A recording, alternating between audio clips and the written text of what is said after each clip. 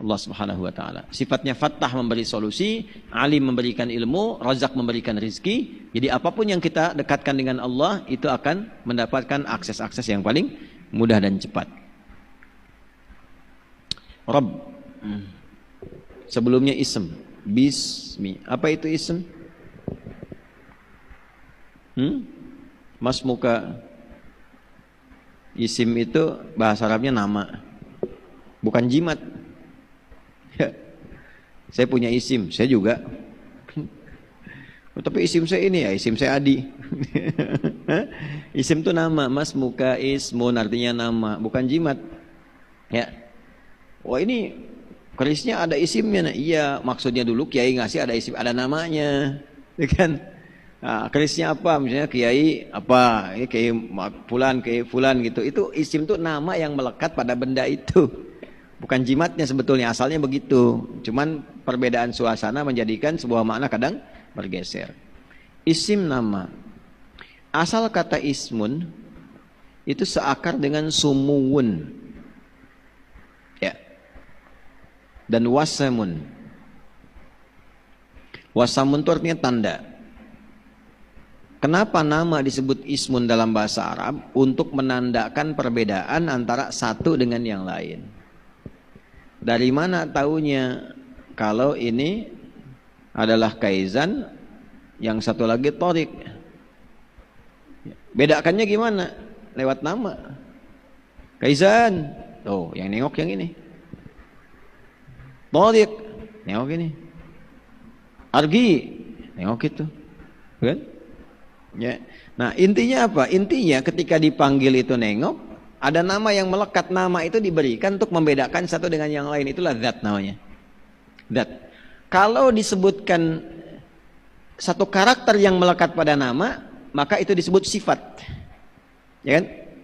Misal, saya katakan misalnya Kaizan yang rajin, Tariq yang ulet, Argi yang jujur misal. Nah, sifat-sifat ulet, rajin, jujur itu sifat karakter yang melekat dengan dominasi perilaku yang ada atau melekat kepada orang yang dimaksudkan. Kenapa saya bahas ini? Kita bisa bedakan nama zat dan nama sifat. Semakin banyak sifat menunjukkan semakin istimewa orang itu. Nabi Muhammad semua namanya SAW itu semua namanya sifat. Selain Nabi Muhammad rata-rata nama zat. Nama diri saja. Adam, Idris, Nuh dan seterusnya. Sampai ke Nabi Isa. Nabi Muhammad semua namanya sifat. Muhammad, Ahmad, Mahi, Kafi dan seterusnya. Ya, untuk menunjukkan saking istimewanya Nabi ini, semua yang melekat padanya semua sifat-sifat mulia. Itulah yang menjadikan beliau dipuji oleh Allah. Wa innaka la'ala khuluqin azim. Laqad kana lakum fi Rasulillahi uswatun hasanah. Nah, ismun juga seakar dengan sumu. Sumu itu artinya tinggi, terhormat, agung. Jadi kalau ngasih nama, berikan nama yang terhormat supaya ketika dibedakan dengan orang lain dia dibedakan dengan cara terhormat. Bapak boleh senang acara lawak, tapi jangan sampai senang dan fans kepada pelawak itu memberikan nama kepada anak dengan nama yang sama. Ya, tidak salah, cuman problemnya nanti ketika dia bertemu dengan temannya jadi candaan. Ya. Kan? Senang dengan spontan, anak diberi nama Huhui gitu kan. Ya, begitu ketemu Huhui gitu kan. Nah itu hal demikian tuh ya oleh Nabi dikoreksi, berikan nama yang mengangkat keagungan, ya berikan nama Abdullah, Abdurrahman, Muhammad supaya bangga saat dipanggil di hari kiamat. Ya, oh dipanggil tuh jelas, Pak Andre panggilnya tuh Abdullah, hamba Allah yang manggil Allah kan. Ya Allah, aku hambamu Abdullah, masa mau dihukum? Ya. Keren tuh namanya tuh. Makanya Allah sendiri kan yang menyampaikan tuh lewat Nabi Muhammad. Ni'mal abdu Abdullah. Ya, nikmat nama itu yang paling indah tuh Abdullah gitu. Tapi catatannya dekat juga dengan Allah. Ya, bukan nama Abdullah kelakuan kriminal gitu kan, enggak begitu. Ya, sepanjang mau sholat malam kata Nabi itu, sepanjang mau sholat, Nabi nama itu ibadah. Nama itu ibadah. Ya, makanya di barat juga nama-namanya tafaul ke para nabi itu, David, Abraham, ya, apalagi John itu kan dari Nabi, dari Yohanes itu dari Yahya, ya Nabi Yahya, John, itu kan Noah, Nabi Nuh, Kahn di Jerman, Kahn. Kahn itu ke Harun nasabnya. Ya, Abraham ke Abraham. Michael ke Mikail, malaikat lagi tuh nasabnya tuh. Ya. David ke Nabi Daud. Ya, ini rata-rata ngambil ke sana. Ya, sama dengan kita tuh, Mustafa, ya Syuaib misalnya, ya Harun, Pak Soleh, Nabi Soleh tuh. Ya, siapa lagi misalnya? Ya itu sertakan. Jadi di situ tafaul, melekatkan kepada orang-orang soleh supaya diikutkan ke situ. Ya, ya jelas saya kira ya ke aspek itu. Tinggikan. Maksud saya, kenapa di sini menggunakan kata ismun? Bisa Allah mengatakan begini, Iqra bi rabbik. Kenapa menggunakan ismi rabbik? Untuk menunjukkan bahwa jika Anda menumpahkan segala hal untuk percepatan kepada Allah, maka sertakan permohonan itu dengan mengagungkan Allah. Kalau sudah Allah agung, berarti kita rendah. Jadi kalau minta jangan merasa tinggi, rendah sebagai hamba, dan hadirkan sifat keagungan Allah. Nah, keagungan di antara namanya itu sesuai dengan kebutuhan kita. Itulah yang disebut dengan al-asmaul husna. Makanya orang yang minta dengan al-asmaul husna itu lebih cepat dijawab doanya dibandingkan dengan orang yang tidak menyebut. Nah, itu nanti kuncinya ada di Quran surah 17 Al-Isra ayat 110. Qulid'ullaha awid'ur rahman ayyamma tad'u falahul asmaul husna. Gitu. Sebut nama aku, kata Allah. Kalau kamu ada kebutuhan, ingin akselerasi, sebut, minta kepadaku. Atau sebut Ar-Rahman. Tapi kalau kamu paham, kata Allah ya, kalau kamu paham, cari namaku yang sesuai dengan kebutuhanmu. Jadi Al-Asmaul Husna itu bukan cuma nama-nama terbaik, kurang lengkap. Nama-nama Allah terbaik yang disiapkan sesuai kebutuhan hamba saat minta. Jadi kalau minta ilmu, yang belajar-belajar sebut ya Allah ya Al-Alim. Ya, ada masalah pengen solusi, ya Allah ya Al-Fattah. Ada problem pengen tambah kekuatan, kesabaran, ya Allah ya Sabar. Pencari rezeki sedang kerja mau berangkat, dia minta di jalan, ya Allah ya Razak, ya Allah ya Razak, ya Allah ya Fattah, iftahli ya Allah ababal yusri, ya Allah mudahkan kepadaku dalam pekerjaan ini, dalam tugas ini, dalam proyek ini. Sebut ya Fattah, ya Fattah, ya Fattah, ya Razak, ya Ladzi ala kulli syai'in qadir. Sebut. Pengen mata sehat, natap, ya Al-Basir. Pengen pendengaran benar, ya Sami'. Sesuai dengan kebutuhan. Boleh hafal semua, tapi kalau minta nggak harus semua dibaca. Nggak punya masalah dibaca, ya Allah ya Sabar, dikasih masalah. Sesuai kebutuhan aja, ya. Nah di sini Allah sampaikan Iqra bismi rabbik, Muhammad baca dengan keagungan Rabbu. Allah itu maha agung, maha segalanya. Jangankan membuat kamu mengikuti bacaan, mencipta kamu yang kompleks saja begitu mudahnya. Kun fayakun jadi, apalagi cuma menjadikan kamu bisa mengikuti bacaan. Jelas ya? Terakhir Rabb. Terakhir Rabb. Ini memang Rabb ini nama perjanjian sekaligus komitmen kita dengan Allah sebelum terlahir. Rabb itu ada sifat di dalamnya rububiyah, yaitu sifat perawatan, perhatian, pemenuhan kebutuhan, dan kompleksitas pemberian. Jadi kalau sudah Rabb itu artinya apa? Artinya yang merawat, yang memberikan kebutuhan, memaafkan kalau salah, mengampuni kalau dosa, kemudian kalau sakit menyembuhkan, itu Rabb namanya. Ya.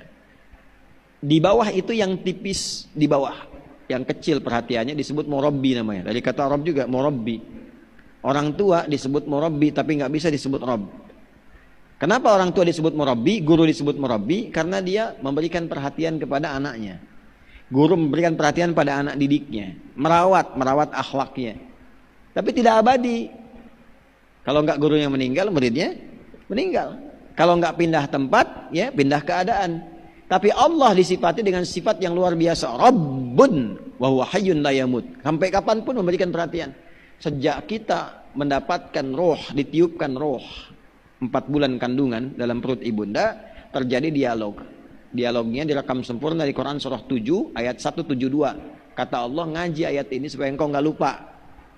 Ya, karena orang selalu bilang lupa. Kalau salah sudah tahu salah, tapi kalau sudah kemudian dikonfirmasi lupa. Ditunjukkan dalam persidangan sekarang. Kenapa engkau melakukan ini? Lupa yang mulia. Ingat peristiwa ini, lupa yang mulia. Nah, supaya tidak lupa nanti di akhirat dimunculkan dulu ayatnya sekarang. Ya, wa idz akhadha rabbuka min bani adama min dhuhurihim dzurriyyatahum wa ashhadahum ala anfusihim alastu bi rabbikum qalu bala syahidna an taqulu yaumal qiyamati inna kunna an hadza ghafilin. Supaya kamu enggak lupa saat di akhirat. Enggak bisa jawab di akhirat tuh begini, "Hei hambaku, kenapa engkau begini?" Lupa ya Allah. Saya khilaf. Kalau khilaf tuh bukan lupa sebetulnya, khilaf tuh salah. Saya salah, bahasa Arabnya khilaf. Ya, tapi salah tuh karena lupa. Asal salah itu adalah khata. Berbuat salah, akhta. Seringkali salah tuh karena lupa. Lupa, nasia. Saya lupa, nasitu. Kita lupa, nasina. Al-Baqarah 286. Rabbana la tu'akhidna in nasina au akhtana. Ya Allah, kalau saya salah karena lupa, mohon jangan dihukum. Kebanyakan ternyata orang salah itu karena lupa. Tahu bohong itu salah, cuman saat berbohong lupa kalau bohong itu salah. Itu kebanyakan begitu. Es batu ditiupin gitu, ya. Nah, kebanyakan begitu rata-rata tuh. Nah, karena itu apa yang terjadi? Ya, supaya engkau nggak lupa, ngaji ayat ini kata Allah tuh. Sejak engkau dalam kandungan roh ditiupkan, aku sudah mengatakan alastu bi rabbikum. Apakah engkau berkomitmen menetapkan aku sebagai Rabb? Maksudnya, engkau menuhankan aku yang telah menciptamu. Aku akan memberikan kebutuhan, merawat engkau, memberikan perhatian, ya, mencukupkan rizkimu. Kalau sakit aku sembuhkan. Cuma nanti konsekuensinya adalah engkau menghamba.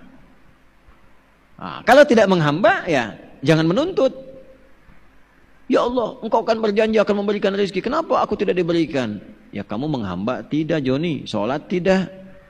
Ya, baca Quran tidak. Berdoa jarang. Begitu ada masalah mengaku diuji. Saya sedang diuji ya Allah. Sekolah enggak, ikut ujian itu. Ya, nah itulah Rabb. Itulah sebabnya fitrah kita ketika berdoa selalu mengatakan Rabb. Untuk orang tua, Rabbighfirli waliwa hidayah. Salah Rabbana zalamna anfusana. Rabbi auzi'na an ashkura ni'mataka allati an'amta alaiya. Doa paling pamungkas, Rabbana atina fid dunya hasanah wa fil akhirati hasanah wa qina. Nah, itu tandanya kajian mau selesai. Pakai Rabb. Maksudnya apa? Kalau sedang susah, ada masalah, merendah. Agungkan Allah. Sebut namanya, ya Rabb. Bukankah engkau yang berjanji sejak aku dalam kandungan, engkau akan memudahkan urusan setiap sulit hambamu. Engkau yang akan menyembuhkan ketika hambamu sakit. Engkau yang memudahkan ketika hambamu sulit. Seperti yang telah engkau maha ketahui ya Allah, hamba berada dalam posisi yang sulit. Dan hamba menghamba kepadamu, karena hanya engkau yang punya kuasa dan menyayangi hamba. Kalau pada yang maha kuasa dan maha sayang tidak mengabulkan, kepada siapa lagi hamba mesti bermunajat. Itu kalau sudah keluar kalimat itu biasanya cepat. Biasanya cepat. Mencipta aja begitu mudah, apalagi hanya sekedar mengabulkan satu doa. Jelas? Nah,